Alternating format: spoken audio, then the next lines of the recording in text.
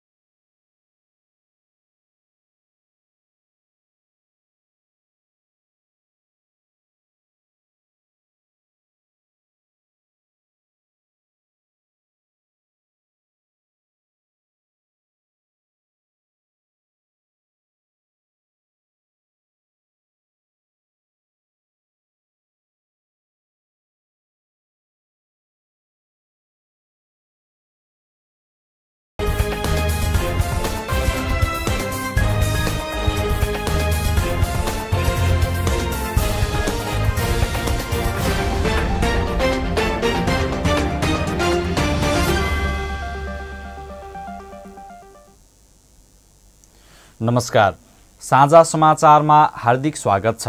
सुरु गरौं आजका मुख्य समाचार शीर्षकहरूबाट।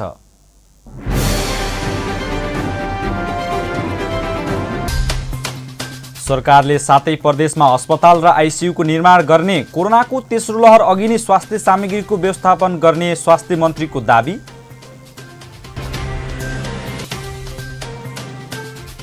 रूपन्देहीमा मंगलबार 14,000 बढी नागरिकलाई भेरोसेल खोप लगाउने तयारी, ज्येष्ठ नागरिकलाई प्राथमिकता।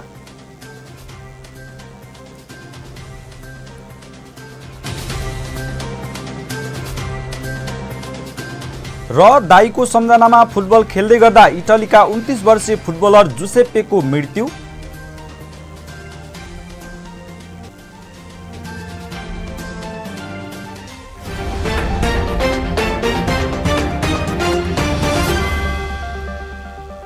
अब समाचार विस्तारमा। कोभिड-19 महामारीको बढ्दो जोखिमसँग जुझ्न सरकारले 7 प्रदेशमा बालबालिकाको उपचार गर्न छुट्टै स्थानमा अस्पताल र आइसियु निर्माण गर्ने भएको छ। सोमबार स्वास्थ्य तथा जनसङ्ख्या मन्त्रालयमा आयोजित भर्चुअल पत्रकार सम्मेलनमा नवनियुक्त स्वास्थ्य मन्त्री शेरबहादुर तामाङले उक्त जानकारी दिँदै सबै प्रदेशमा अस्पताल स्थापना र आइसियु व्यवस्थापन गर्न तयारी गरेको बताउनुभयो। मन्त्री तामाङले मुलुकभर 396 वटा अस्पतालको निर्माण तत्कालै सुरु हुने जानकारी दिँदै असारभित्र सबै अस्पतालको टेन्डर प्रक्रिया अघि बढाएर आउने वर्षभित्र अस्पताल निर्माण प्रक्रिया सुरु गर्ने जानकारी दिनुभयो। स्वास्थ्य क्षेत्रलाई वास्तवमा सेवामूलक क्षेत्र नै हो, त्यसले यसले सेवामूलक क्षेत्रको लागि यसका मापदण्डहरू विगतमा बनेकै छ। त्यसमा अझै पनि थप सुधारहरू के गर्न सकिन्छ त्यो बारेमा पनि हामी मूलतः सरकारी, सार्वजनिक र निजी क्षेत्र भएर एकीकृत ढङ्गले अब यसलाई नियमन गर्ने र यसलाई नियन्त्रण गर्ने र यसलाई सञ्चालन गर्ने कुरालाई समेत हामीले ध्यानमा दिनेछौँ। त्यसैले यो सेवा क्षेत्रै भएको हुनाले यो सेवा क्षेत्रको भावका अनुसारै हामी अगाडि बढ्छौँ। आफू मन्त्री भएर मन्त्रालयमा आइसकेपछि नागरिकको जीवन रक्षा मुख्य प्राथमिकता रहेको बताउँदै मन्त्री तामाङले कोरोना विरुद्ध युद्ध लड्ने आफ्नो मुख्य कार्यभार रहेको समेत बताउनु भएको छ। कोरोनाको तेस्रो लहर आउनु अघि नै सरकारले आवश्यक स्वास्थ्य सामग्री जुटाउन पहल गरिरहेको उहाँको भनाइरहेको छ। मन्त्री तामाङका अनुसार सरकारले कोरोना भाइरस परीक्षणको दायरा बढाउने भएको छ। अहिले पनि एन्टिजेन किटहरू प्रयोगमा नआएको बताउँदै उहाँले ती किट प्रयोग गरेर दायरा विस्तार गर्ने जिकिर गर्नुभयो। पछिल्लो समय पीसीआर परीक्षण घटाइएको भन्दै सरकारको आलोचना हुने गरेको छ। रूपन्देहीमा मंगलबार 14,255 जनालाई कोभिड-19 विरुद्धको भेरोसेल खोप लगाइदैछ। रूपन्देहीमा 62 देखि 64 वर्ष उमेर समूहका 14,255 जनालाई खोप लगाइने तयारी गरिएको हो। जिल्लाभरका 69 वटा खोप केन्द्रबाट कोभिड विरुद्धको खोप लगाइने स्वास्थ्य कार्यालय रूपन्देहीले जनाएको छ।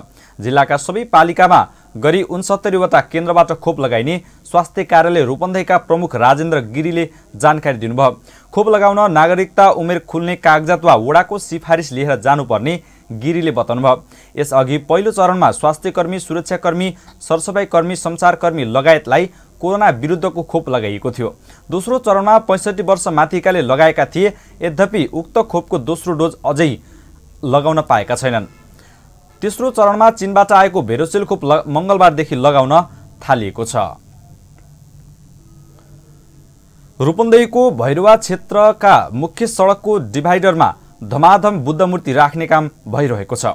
भैरवाको बुद्ध चोकदेखि निर्माणाधीन गौतम बुद्ध विमानस्थलको टर्मिनल भवन अगाडिसम्म मूर्ति राख्ने काम जारी रहेको छ। पहिलो धातु लेपन गरिएका मेटलका मूर्ति सडकको बीच भागमा डिभाइडरमा ठडाउन सुरु गरेको छ। यसले नगरको सौन्दर्यता थप सुन्दर बनाउँदै लगेको छ। लुम्बिनी प्रदेश सरकार पर्यटन मन्त्रालय अन्तर्गत पर्यटन डिभिजन कार्यालयले उपलब्ध गराएको 75 लाख रुपैयाँबाट अहिले मूर्ति राख्ने काम भइरहेको छ। कार्यालयले बुद्धमूर्ति उपभोक्ता समिति गठन गरेर अहिले धमाधम मूर्ति राखिरहेको छ। उपभोक्ता समिति अध्यक्ष भरत कुमार पोखरेलले चालु आर्थिक वर्षभित्रै बुद्ध चोकदेखि गौतम बुद्ध विमानस्थलसम्म 19 वटा बुद्ध मूर्ति राखिने जानकारी दिनुभयो। उहाँले भन्नुभयो, सिद्धार्थ नगरलाई बुद्धमय बनाउने अभियान अन्तर्गत अहिले मूर्ति राख्ने काम जारी रहेको छ। यसले नगरको सुन्दरतामा थप गर्नेछ। पोखरेलका अनुसार कोरोना महामारीले मूर्ति राख्न केही ढिलाइ भए पनि अब आर्थिक वर्षभित्रै सबै मूर्ति राख्ने काम गरी द्रुत गतिमा जारी काम रहेको छ। पछिल्लो समय नेकपा माओवादी केन्द्रका नेतादेखि कार्यकर्ताहरू कोरोना संक्रमणका कारण मृत्यु भएकाहरूको शव व्यवस्थापनमा सक्रियतापूर्वक लागेका छन्। रूपन्देहीको भैरवा स्थित भीम अस्पतालमा केही महिना अघिदेखि कोरोना संक्रमणबाट मृत्यु हुनेहरूको शव व्यवस्थापनमा नेपाली सेनाहरूले गर्ने गरेका थिए, तर अहिले आएर माओवादी केन्द्रका नेता कार्यकर्ताहरूले शव व्यवस्थापनको जिम्मा लिएका छन्। माओवादी केन्द्रले सबै जिल्लाका नेता कार्यकर्ताहरूलाई कोरोना संक्रमितको सेवा र सहयोगमा जुट्न निर्देशन दिएपछि रूपन्देहीमा माओवादी केन्द्र शव व्यवस्थापनमा सक्रिय भएको हो।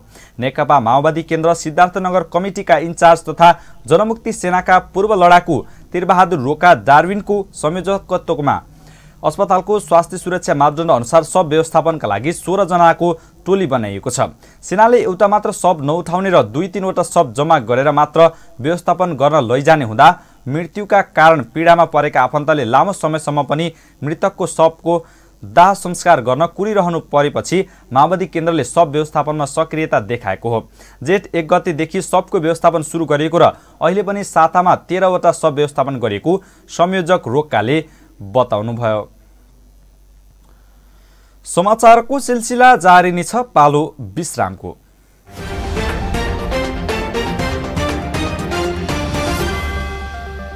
विश्रामपछि साझा समाचारमा पुनः स्वागत छ। अब बाँकी समाचार। नेपालमा पछिल्लो 24 घण्टामा कोरोना भाइरस संक्रमित हुने भन्दा निको हुनेहरूको संख्या बढेको छ। निको हुनेहरूको संख्या बढ्दै गए पनि मृत्यु हुनेहरूको संख्यामा भने कमी आउन सकेको छैन। स्वास्थ्य तथा जनसङ्ख्या मन्त्रालयका अनुसार पछिल्लो 24 घण्टामा 6951 जना संक्रमण मुक्त भएका छन् भने 4472 जना नयाँ संक्रमित थपिएका छन्। स्वास्थ्य तथा जनसङ्ख्या मन्त्रालयका अनुसार 12002 पीसीआर परीक्षणमा 3370 र 5901 एन्टिजेन परीक्षणमा 1102 गरी कुल 17903 परीक्षणमा 4472 जनामा संक्रमण पुष्टि भएको हो। पछिल्लो 24 घण्टामा 92 जनाको संक्रमणका कारण मृत्यु भएको छ। नेपालमा विगत केही दिन यता कोरोना संक्रमणबाट मृत्यु हुनेहरूको संख्यामा भने कमी आउन सकेको छैन। विगत 15 दिनको अनुपात हेर्दा दैनिक सरदर मृत्यु हुनेको संख्या 90 को हाराहारीमा रहेको छ। नेपाल पत्रकार महासंघ रूपन्देहीलाई आयुर्वेदिक औषधि हस्तान्तरण गरेको छ। पण्डित आयुर्वेद उद्योग र सुभाष आयुर्वेद फर्म बुटुलको सहयोगमा प्राप्त रोग प्रतिरोधी क्षमता बढाउने औषधि योग अभियन्ता विष्णुहरि आचार्यले हस्तान्तरण गर्नुभयो। एक कार्यक्रमका बीच नेपाल पत्रकार महासंघ रूपन्देहीको कार्यालयमा गरेको हस्तान्तरण कार्यक्रममा रूपन्देही अध्यक्ष रामराज पोखरेल, प्रदेश पत्रकार महासंघ लुम्बिनीका महासचिव विक्रम खड्का, उपाध्यक्ष विश्वास ढकाल, सचिव विनोद परियार, कार्यसमिति सदस्य आचार्य प्रदीप लगायतको उपस्थिति रहेको थियो। औषधि हस्तान्तरण गर्दै आचार्यले गुडुची मुलेठी र त्रिकुटु चूर्णबाट बनेको औषधिको सेवनले रोग प्रतिरोधात्मक क्षमता बढाउन सहयोग पुग्ने बताउनुभयो। उहाँले पछिल्लो समय आयुर्वेदको महत्त्व धेरै बढेको बताउँदै फ्रन्टलाइनरलाई नियमित सहयोग गर्दै आएको बताउँदै आगामी दिनमा पनि निरन्तर गर्दै जाने उल्लेख गर्नुभयो। वैज्ञानिकहरूले कोरोनाको तेस्रो र चौथो लहर आउने खतरा रहेकोले सतर्क रहन आग्रह गरिरहेको बेला बुटोल उपमहानगरपालिकाले सम्भावित खतरा र जोखिम क्षेत्रमा रहेकाहरूको सुरक्षा लगायतका विषयमा चिकित्सकहरूसँग छलफल गरेका छन्। तेस्रो र चौथो लहरले बालबालिकालाई बढी प्रभावित बनाउन सक्ने भन्दै स्वास्थ्य मन्त्रालयले समेत सतर्क रहन पत्राचार गरेपछि बुटोलका बालरोग विशेषज्ञहरूसँग उपमहानगरले छलफल र परामर्श गरेको हो। बुटोल उपमहानगरपालिका प्रमुख शिवराज सुवेदीले पूर्व तयारी स्वरूप बालरोग विशेषज्ञहरूसँग सम्भावित जोखिम न्यूनीकरण र विद्यमान जनशक्तिका विषयमा छलफल गरिएको बताउनुभयो। उपमहानगरले लुम्बिनी प्रादेशिक अस्पताल, सिद्धार्थ बाल तथा महिला अस्पताल, भीम अस्पताल, universal medical college, UCMS, crimson अस्पताल, देवदह मेडिकल कलेज र गौतम बुद्ध सामुदायिक मुटु अस्पतालका विशेषज्ञ तथा प्रतिनिधिहरूसँग छलफल गरेको हो। छलफलमा सार्वजनिक, निजी तथा सामुदायिक अस्पतालहरूलाई तयारी अवस्थामा रहन आग्रह गर्नुका साथै तिनै तहका सरकारबाट आवश्यक सहयोगका बारेमा विज्ञहरूसँग विशेष छलफल भएको प्रमुख सुवेदीले बताउनुभयो। प्रमुख सुवेदीका अनुसार बालबालिकाको उपचार हुँदै आएको बुटोलको आम्दा अस्पताललाई मातृ र शिशु स्याहार केन्द्रका रूपमा विकास गर्ने गरी तयारी अवस्थामा राख्न काम अघि बढाइएको छ। होटल व्यवसायी महासंघ लुम्बिनी प्रदेश सरकारले असार 1 गते प्रस्तुत गर्ने बजेट कोभिडका कारण थला परेको होटल र पर्यटन क्षेत्रको राहतमा केन्द्रित गर्न माग गरेको छ। महासंघले आइतबार दिउँसो आयोजना गरेको भर्चुअल बैठकमा कोभिडका कारण सबैभन्दा बढी होटल तथा पर्यटन क्षेत्र प्रभावित भएकोले प्रदेशको बजेट पनि ती क्षेत्रको पुनरुत्थानमा केन्द्रित गर्न आग्रह गरेको हो। महासंघले संघीय सरकारले ल्याएको बजेटले होटल व्यवसाय र पर्यटन क्षेत्रलाई सम्बोधन गरेको ठहर समेत गरेको छ। महासंघ लुम्बिनी प्रदेश अध्यक्ष भास्कर काफ्लेले कोरोनाका कारण मृत्यु भएकाहरूप्रति श्रद्धाञ्जली व्यक्त गर्दै मृतक परिवारमा समवेदना प्रकट गरेको जानकारी दिनुभयो। उहाँले प्रथम र दोस्रो कोरोना लहरका कारण थला परेका व्यवसाय तिर्दै आएको घरवाहाल छुटको लागि पहल गर्ने निर्णय भएको पनि जानकारी दिनुभयो। यसअघि होटल व्यवसाय संघ रूपन्देहीले पनि प्रदेश सरकारलाई कोरोनाका कारण थला परेको पर्यटन क्षेत्रको राहत र पुनरुत्थानमा बजेट केन्द्रित गर्न माग समेत गरेको थियो। समाचारको सिलसिला जारी नै छ, पालो विश्रामको।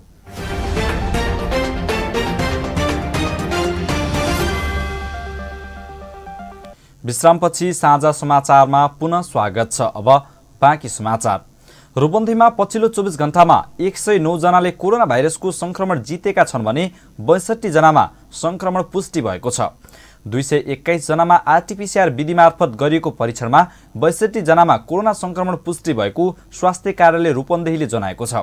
सोमबार कोरोना पुष्टि हुनेमा बुटुल उपमहानगरपालिकाका 12 जना, तिलोत्तमा नगरपालिकाका 16 जना र सिद्धार्थ नगरपालिकाका 6 जना रहेका छन्। त्यस्तै सैनामैना नगरपालिकामा 2 महिला र 5 पुरुष गरी 7 जनामा कोरोना संक्रमण पुष्टि भएको छ। यो सँगै रूपन्देहीमा कुल संक्रमितको संख्या 27146 पुगेको छ भने आज 4 जनाको मृत्यु भएसँगै कुल मृतकको संख्या 454 पुगेको छ। जिल्लामा 109 जनाले कोरोना जितेसँगै कोरोना जित्नेको कुल संख्या 25,581 पुगेको छ। जिल्लामा हाल 1,111 सक्रिय संक्रमित मध्ये 938 जना होम आइसोलेसनमा रहेका छन् भने बाँकी विभिन्न अस्पतालमा उपचाररत रहेका छन्। कोरोना भाइरस संक्रमणको दोस्रो लहर चलेसँगै घरेलु मदिरा उत्पादन गरी बिक्री वितरण गर्ने कार्य बढेको भन्दै सप्तरीमा प्रहरीले नियन्त्रण अभियान थालेको छ। मुख्य शहर क्षेत्रका बस्ती तथा ग्रामीण बस्तीका चौराहाका पसल र व्यक्तिको घरमा घरेलु मदिरा उत्पादन र बिक्री वितरण हुने गरेको छ। यसरी घरेलु मदिराको उत्पादन तथा बिक्री बढ्न थालेपछि प्रहरीले नियन्त्रणको लागि सक्रियताका साथ अभियान चलाएको छ। यसै क्रममा जिल्लाको बोदे बसैन नगरपालिकाका विभिन्न ग्रामीण तथा बजार वरिपरिका बस्तीबाट अवैध घरेलु मदिरा नियन्त्रणमा लिएर नष्ट गरिएको छ। इलाका प्रहरी कार्यालय बोदे बसाइनका प्रमुख प्रहरी निरीक्षक अरुण सिंहको नेतृत्वमा खटिएको प्रहरी टोलीले नगरपालिकाका विभिन्न वडाहरूको होटल तथा घरहरूबाट 5 वटा ठूलो गैलनमा करिब 200 लिटर तयारी घरेलु मदिरा तथा 200 थान सफी ब्रान्डका अवैध मदिरा बरामद गरी नष्ट गरिएको छ। केही दिन अघि मात्रै भारतीय सीमासँग जोडिएको सो नगरपालिकाको वडा नम्बर 9 स्वर्णपट्टी गाउँबाट पनि अवैध साफी नामक मदिरा बरामद गरी नष्ट गरिएको थियो। कोरोना महामारीको बेला घरेलु मदिराको अत्याधिक सेवनले मृत्युको कारण बन्न सकिने हुँदा घरेलु मदिरा उत्पादन गर्ने स्थानहरूमा खोज तलास गरेर नियन्त्रणमा लिएर नष्ट गर्ने अभियान नै चलाएको प्रहरी नायब निरीक्षक सिंहले बताउनुभयो। यस अभियानलाई स्वीप अपरेसन नामाकरण गरिएको उहाँले जानकारी दिनुभयो। साझा समाचारमा अब पालो अन्तर्राष्ट्रिय समाचारको।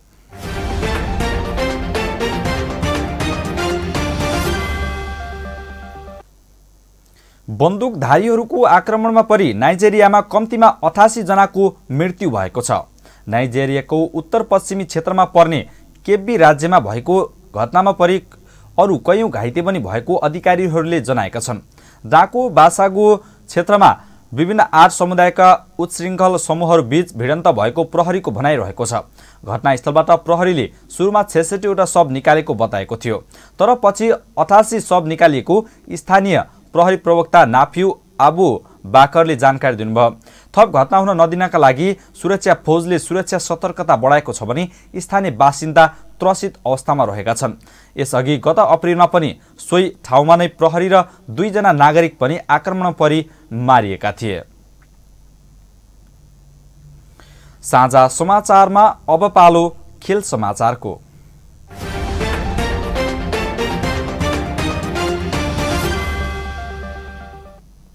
इटलीका 29 वर्षीय फुटबलर जुसेप्पो पेरिनोको निधन भएको छ। आफ्ना दाइको सम्झनामा आयोजित फुटबल म्याच खेल्दै गर्दा उनको मृत्यु भएको हो। नेपल्स नजिकैको पोग्लियो मारानिकोमा यो म्याच आयोजित भएको थियो। खेलका दौरान पेरिनो कार्डियक एरेस्टको शिकार भए। बाइक दुर्घटनामा जुन 2018मा उनका दाजुको मृत्यु भएको थियो। दाइकै सम्झनामा यो खेल आयोजित गरिएको थियो। पेरिनोको पूर्व क्लब पर्माले मृतकप्रति श्रद्धाञ्जली व्यक्त गर्दै शोकाकुल परिवारलाई सन्देश पठाएको छ। पर्मा काल्सियो 1913मा आबद्ध सबैजना यति बेला पेरिनोको परिवारबारे सोचिरहेका छन्। क्लबले ट्विटमा लेखेको छ, फुटबलमा कहिलेकाहीँ यस्ता दुःखद घटना निम्तिने गर्छन्। पछिल्लो जनवरीमा पनि एलेक्स एपोनिलारो नामक फुटबलको हृदयघातका कारण खेल मैदानमै मृत्यु भएको थियो। यिनै समाचारसँगै हामी समाचारको अन्त्यमा आइसकेका छौं। अन्त्यमा मुख्य समाचार फेरि एकपटक।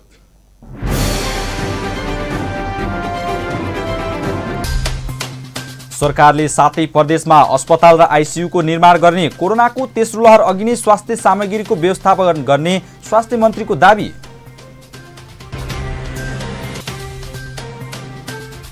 रूपन्देहीमा मंगलबार 14,000 बढी नागरिकलाई भेरोसिल खोप लगाउने तयारी, ज्येष्ठ नागरिकलाई प्राथमिकता।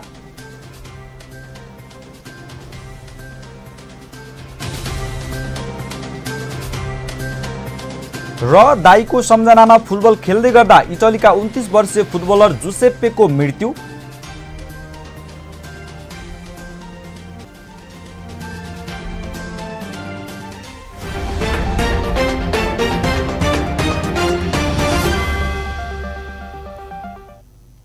हवस् त, अहिलेका लागि साझा समाचार सकियो। अब हाम्रो भेट अर्को समाचार बुलेटिनमा हुनेछ। शान्ति र विकासका लागि तपाईँ हाम्रो एउटै भिजन साझा टेलिभिजन हेर्दै गर्नुहोस्। कोरोनाको जोखिम उच्च रहेकाले सबै स्वास्थ्य मापदण्ड अपनाई सतर्क रहौं। नमस्कार।